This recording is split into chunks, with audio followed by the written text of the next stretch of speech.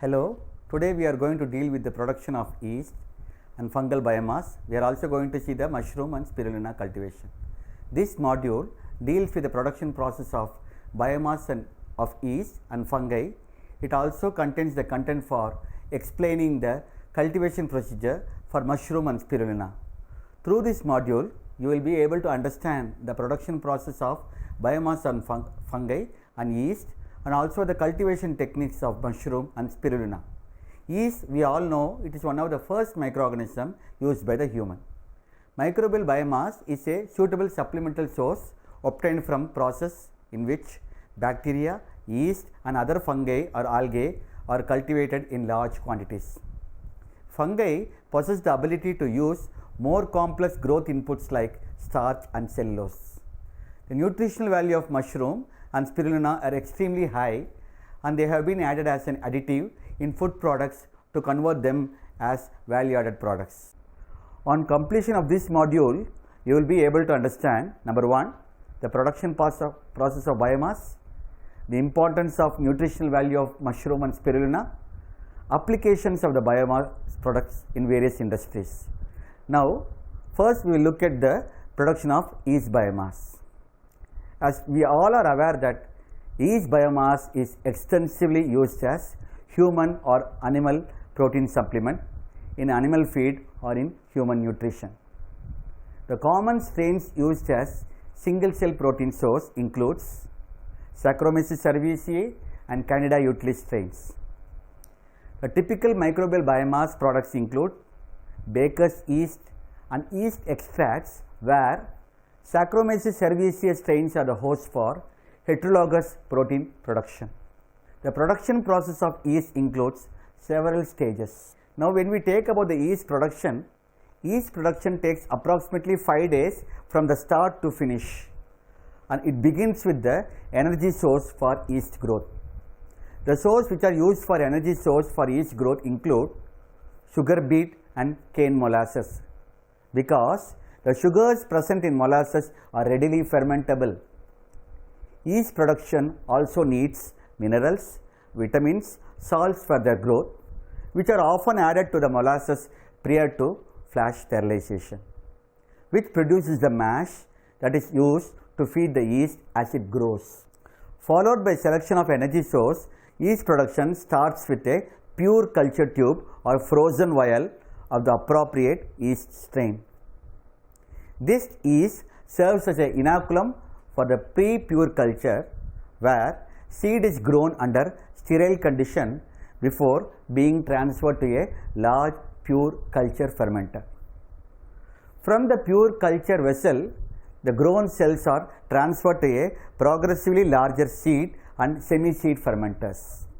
These later stages are conducted as fed batch fermentation. In this, the yeast is fed with molasses, phosphoric acid, ammonia and minerals. At the end of the semi-seed fermentation, the spent molasses are removed and yeast is washed with cold water and held in a storage tank at 34 degree Fahrenheit, approximately 1 degree centigrade, before you inoculate the commercial fermentation tanks. These commercial fermenters are huge. They are up to 50,000 gallons in size, and they are the final step in the fermentation process. Following the addition of the seed yeast, there are some process to be taken, which includes aeration, cooling and nutrient additions. They are started to begin 15 to 20 hours fermentation. After that, these processes are being added. At the beginning of the fermentation, the liquid seed yeast, the additional water may occupy only 1/3 of the 1/2 of the fermenter volume. Constant additions of nutrients during the course of fermentation will bring the fermenter to its final volume. The rate of nutrient addition increases throughout the fermentation, and by the end of the process, the number of yeast cell will have increased anywhere between 5 to 8 times. During the fermentation, the temperature is usually kept at approximately 30 degrees centigrade, such almost 86 degree Fahrenheit, and the pH in the range should be of 4.5 to 5.5. Now, please look at the figure which shows the production of yeast biomass.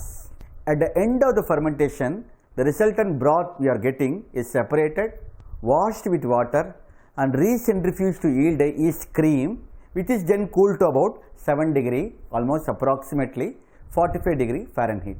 Cream yeast can be loaded directly into tankers for delivery to customers, or it can be pumped to a plate and frame filter press and dewatered to a cake-like consistency, which is crumbled into pieces and refrigerated. Now, please look at the picture which shows the commercial production of cream yeast, fresh yeast and dry yeast. This figure shows the production of yeast process by a company by Angel. Next, we will see the production of fungal biomass. Fungus, as we all know, it is a heterotrophic organism belonging to eukaryotes. It is occurring worldwide. There are nearly 70,000 species of fungi, including mushrooms, molds, rust, smuts, truffles and more else. Fungi, they are considered microorganisms because they fall in the category of those smaller than 1 millimeter, which is generally not distinguishable by the human eye. Among 200 species of molds are seen. Out of this, Aspergillus is the most important filamentous fungus, and the most common species of this genus is Aspergillus niger, which, like other fungi, requires an aerobic environment for growth. In submerged condition and during fermentation, the morphology of Aspergillus niger can range anywhere from pellets to filaments. Free filaments in the form of mycelia or single hyphae with conidiophores they occur. When the nutrient solution is mixed at high speed, they shear the hyphae from one another, while the pellets are formed under mild mixing condition. For citric acid production under submerged condition, the pellet form is preferred, while for pectic enzyme production, the filamentous growth is preferred. When the nutrient solution is not mixed, the fungi tend to grow at the liquid surface, forming a mat of mycelium. During the growth phase, the fungus develops tubular filaments known as hyphae, and these hyphae branch out repeatedly to form a mass known as mycelium. During this phase, the rate of production of biomass is exponential, that is, you are in the increasing mode. Citric acid production from this fungi is known to occur when the fungal growth is limited. This fungal biomass can also be prepared from the byproduct of other industrial product. One such example of a fermentation of fungi as a value-added processing is sugarcane ethanol vinasse. Now, let us know what is vinasse. It is a new term we are coming across. Vinasse, it has a high organic protein content, which is from the yeast cell, that could serve as an excellent source of nutrients to support fungal growth. As mentioned earlier, we know filamentous fungi require simple process for fungal biomass separation. Consequently, the fungal biomass production cost will be relatively low. Generally, fungal biomass has high protein content, almost 50% on a dry weight basis, and the main purpose of fungal process is applied to produce single cell protein for food and feed application. Regarding single cell protein, I have already given a module on single cell protein. Please refer to the module when you want to know more about single cell protein. Now, this figure shows a microorganism, Rhizopus microsporus alias oligosporus. The figure which is in the left hand side is the organism which is grown at solid media, and the figure which is on the right hand side, namely B, is the figure is the microorganism which is grown at a liquid media. You can see a lot of morphological difference between the organism in two different medias. Now, all of you should be knowing what is Rhizopus microsporus.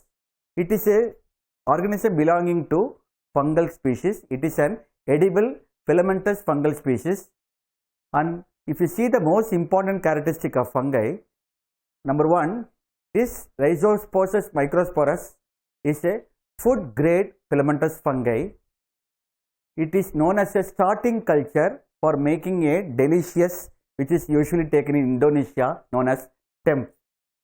The second characteristic of this Rhizospores microsporus is it is a FDA, Food and Drug Administration approved fungal protein, and it has been classified by them as a biosafety level 1, which is not known to cause disease. Now, the third characteristic of this microorganism is that it is not associated with the production of any potential harmful metabolites. So, it is generally regarded as safe by US FDA. Regarding the fungi, the investigation for utilization of vinasse to support its growth showed better results, where this vinasse requires some growth conditions such as the vinasse concentration, pH, nutrient supplementation and sample sterilization. All these growth conditions should be properly optimized to get a optimal biomass. The fungal biomass, which is usually characterized as dry weight, was determined, and soluble chemical oxygen demand, shortly abbreviated as SCOD, was analyzed as a parameter to assess the efficacy or the efficiency of fungal process. How far this process is very effective in bringing about a good yield of fungal biomass. This is mainly evaluated by SCOD, soluble chemical oxygen demand. Now, let us look at a figure that depicts the experimental plan for fungal growth optimization studies. The figure shows those optimization studies. Using vinasse, the fungal growth was achieved at pH 5 with nutrient supplementation, and the yield was about 1.12 gram of biomass increase per gram of initial biomass with SCOD removal of 49%. The fungal growth and morphology in submerged fermentation depend upon a wide range of parameters such as what should be the cultivation media, what should be the agitation intensity, how much should be the shear stress. In general, pre-filamentous mycelia, mostly the suspended mycelia, they clump and they pellets. They are the three major fungal morphologies formed when cultivating filamentous fungi present in liquid media. Whatever the aeration rate you are giving in fungal cultivation, it directly affects the fungal biomass production in bioreactors. This figure shows the composition of vinasse derived biomass, fungal biomass, soybean meal and fish meal. Now, this composition is usually calculated in terms of percentage dry weight. If you see the crude protein, in vinasse derived biomass it is 50%, whereas in soybean meal it is 48%, whereas in fish meal it is 73%. If you calculate the crude lipid percentage, in vinasse derived fungal biomass it is only 6%, whereas in soybean meal it is 1%, whereas that of fish meal it is 11%. When we calculate ash in terms of percentage dry weight, the vinasse derived fungal biomass shows 4%, whereas in soybean meal it shows 6%, whereas in fish meal it shows 17%. So, this figure shows the vinasse derived fungal biomass, whether how much essential amino acid it possesses. It almost possesses 6 out of 10 essential amino acids. Okay. Now, look at the figure. The one color which is given is blue is fish meal. The one which is given in green is soybean meal. The one color which is given in red is vinasse derived fungal biomass. You can see a number of essential amino acids ranging from arginine, histidine, isoleucine, leucine, lysine, methionine, phenylalanine, threonine, tryptophan and valine. When you compare these essential amino acids among the three biomasses, you can see the level of leucine and lysine is highest in vinasse derived fungal biomass compared to soybean meal and fish meal. And also you can see a similar trend in of phenylalanine in vinasse derived biomass. But you can see the lowest amino acid is tryptophan in all the three fungal biomass, and the intermediate level of amino acid is you can see both isoleucine and threonine and valine almost equal in all the three biomass such as vinasse derived fungal biomass, soybean meal and fish meal. Now, look into the production of mushrooms. So, as we all know that mushroom is a spore bearing fruiting body of a fungus which is known to grow above the soil or on its food source. They reproduce asexually through spores, and mushrooms are excellent sources for B vitamins such as riboflavin, niacin, pantothenic acid and minerals such as selenium and copper. Fungi culture is the process of producing food, medicine and other products from mushroom. Mushroom require different conditions for optimal growth. The mushroom growing technique involves many parameters such as humidity level, moisture content in the immediate atmosphere, temperature, substrate. So, the substrate what is in the growth medium. Now, let us see some of the steps in mushroom farming. Mushroom farming as it is, if you say, it consists of 6 steps such as it is divided into, these 6 steps it is divided into 2 phases. The first step is the phase 1 compositing. The second step is the phase 2 finishing the compositing, spawning, casing, pining and cropping. The compost provides nutrients needed for mushrooms to grow. Now, let us look at the first step which is phase 1 making mushroom compost. Phase 1 compositing, it is initiated by mixing and wetting all the ingredients. The bulk ingredients are put through compost turner. Then you have to add nitrogen supplements and gypsums. After adding, it should be spread over the top of the bulk ingredients. After adding, you can see a pile is being formed. On this, aerobic fermentation it commences. How? As a result of growth and reproduction of microorganisms. Mushroom compost develops as the chemical nature of raw ingredients is converted by the activity of microorganisms, heat and some heat releasing chemical reaction. This phase 1 composting, it may last anywhere from 6 to 14 days based on the nature of the material. At the end of phase 1, the compost must have number 1 chocolate brown color, have soft pliable straws, number 3 have a moisture content from 68 to 74%, it should have a strong smell of ammonia. Now let us go to the second step. Second step is almost phase 2 which is finishing the compost. There are 2 main purposes to phase 2 composting. Number 1 pasteurization which is heating at high temperature. You have known about pasteurization of milk in order to sterilize the milk. Here the pasteurization is used to kill any insects or pests. Number 2 conditioning the compost. What do you mean by conditioning? Where you are removing, I told you that strong smell of ammonia in the phase 1. Here you have to remove the ammonia formed during phase 1 composting. The concentration of ammonia should be less than 0.07% in order to facilitate mushroom spawn growth. This removal of ammonia, the process known as deammonification, is done at 125 degree Fahrenheit to 130 degree Fahrenheit. In phase 2, the compost is placed in beds or trays, or it should be uniformly filled in depth and density.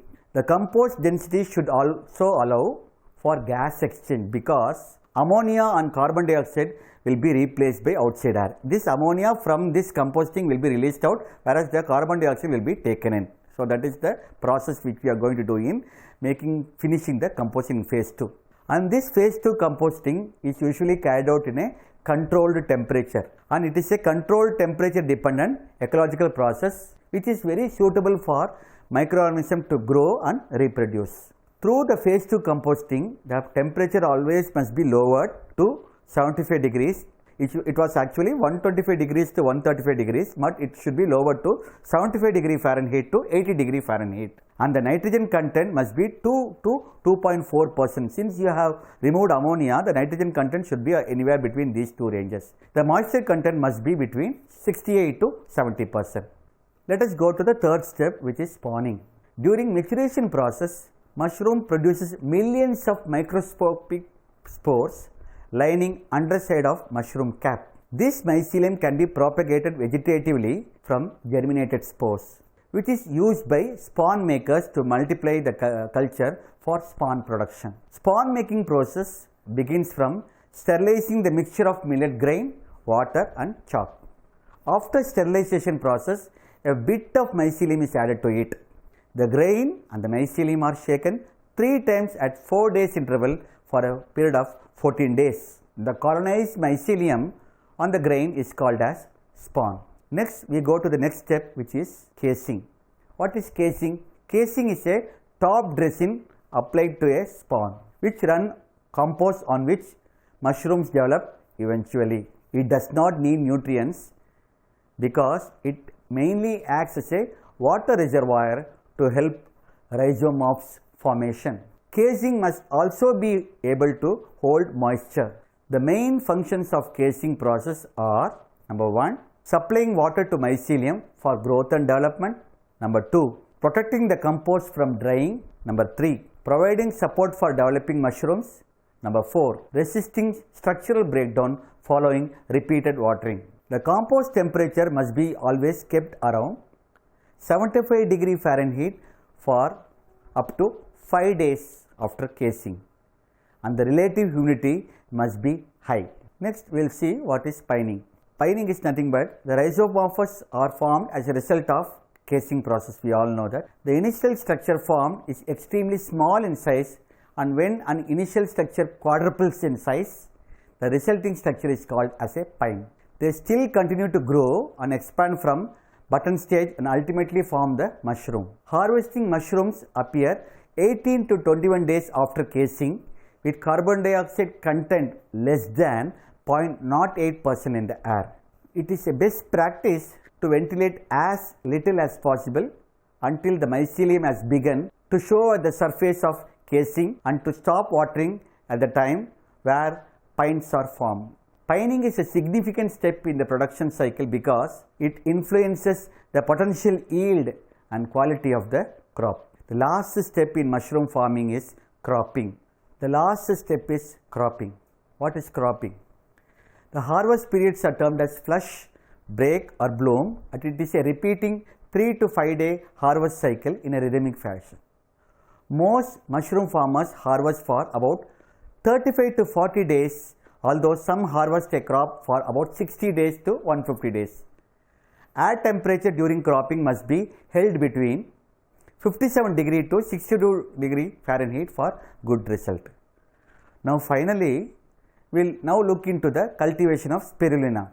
You should be knowing spirulina is a cyanobacterium which has application in feed industry for humans and animals. Dried spirulina contains 60% protein. It is a complete protein containing all essential amino acids. Essential amino acids are those which cannot be synthesized by our body. So these amino acids which is required for our growth or for our human body should be got only from the diet. Now let us discuss about the production process of spirulina. The liquid used for the production of spirulina, it is a solution of mineral salts in water. The pH of the liquid medium should be between 8 and 11. The temperature of the culture medium has a direct influence on the growth rate of the spirulina. Optimal temperature suitable for spirulina growth is almost from 35 to 37 degree centigrade. The sharp changes in temperature are sometimes very disastrous. A very strong light, if you have full sunlight, can also be dangerous, which affects the growth of spirulina. When temperature conditions are good, a spirulina culture can benefit from being exposed to a maximum of natural light. The essential part of growing spirulina is the agitating the growth culture time to time, about 2 to 4 times a day. This process ensures even spread of the spirulina in liquid media and its exposure to the sun. The culture medium and tank need to be protected from contamination by foreign algae, insects or any toxicity. Also, the level of the pond and the amount of nutrients needed to be maintained by regularly replacing the fertilizers and water. When we look into the steps involved in the production process, the most important critical step is in spirulina cultivation is seeding of the tank and growth control. Measurement of spirulina concentration, how do we do? The concentration of the culture can be gauged by the intensity of the color, for which a special disc is used known as Siki disc. It consists of a graduated ruler at the end of which a small white disc is attached perpendicularly. The instrument will be submerged in the water to the point where the disc stops being visible. The depth of the disc is then read off and graduated ruler. Now you can see of your figure how the CT disc appears, how you can go for placing the CT disc inside the spirulina cultivation tank, how you can go for light penetration with low algae content and also go for a light penetration with high algae content. The culture is diluted if the CT disc remains visible beyond a depth of 5 to 6 cm. A value of 2 to 3 cm shows that the culture is ready for production. In good conditions, the amount of spirulina present in a culture doubles every 2 to 4 days until it reaches maximum concentration. Almost the CT should be less than 1.5 cm. If the culture concentration is around 2 to 3 cm mark on the CT scale, harvesting could be done. Now, let us look at the advantages of spirulina farming. The first advantage is it can be produced locally and has social and economic benefits. The second one is it is very cheap to produce. Third one, it uses simple technology and locally available materials. The fourth one, it requires much less water to grow. Fifth one, it can be combined with other products and used as an accepted food product all around the world.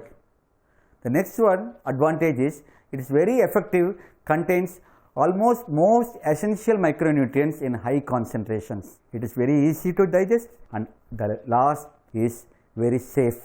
This spirulina cultivation also has got some disadvantages. When we look at them, number one, initially more expensive, cumbersome to implement than food fortification program.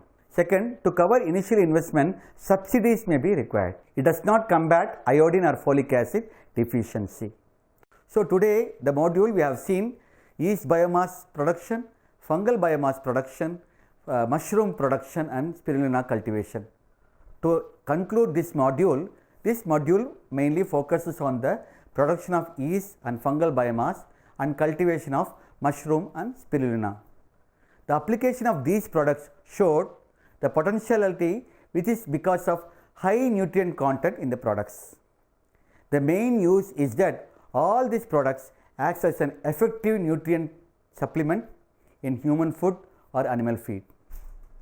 In future, genetic engineering might also help to increase the yield of the product to a greater extent.